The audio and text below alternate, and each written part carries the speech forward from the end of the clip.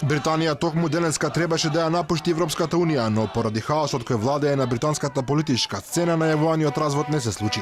Наместо тоа во британскиот парламент се одржува и трето гласање за планот на премиерката Тереза Меј за излегување од европското семејство. Но овој пат на барање на спикерот на парламентот Џон Берков, во него ја нема политичката декларација која се однесува на нивните односи меѓу Обединетото кралство и Европската унија. Доколку пратениците се изјаснат позитивно, на владата ќе и биде возможно да го одложи напуштањето на ЕУ до 22 мај, односно до последниот ден пред изборите за Европскиот парламент. Иако прифаќањето на делумен документ не е доволно за договорот да биде ратификуван во парламентот. Меј во таков случај ќе мора да бара дополнително гласање за вториот дел од договорот или да го измени законот, па прифаќањето само на првиот да биде доволно за ратификација.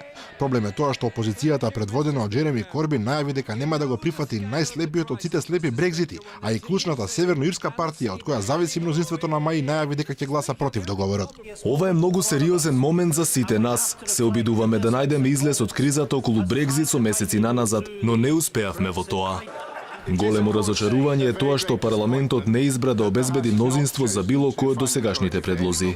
Во отсуство на јасна позиција од Британија, Брисел се подготвува за Брекзит без договор, со оглед на реалната можност британските парламентарци да го одбијат и на третото гласање. Оваа опција е многу веројатна заедно со сите огромни импликации кои таа ќе ги предизвика. Амбасадорите на земјите членки инсистираат дека е потребно да се биде цврст кон британците во иднина, посебно за прашањата за ирската граница, за правата на европските граѓани кои живеат во Велика Британија и за финансискиот долг на Лондон кон ЕУ.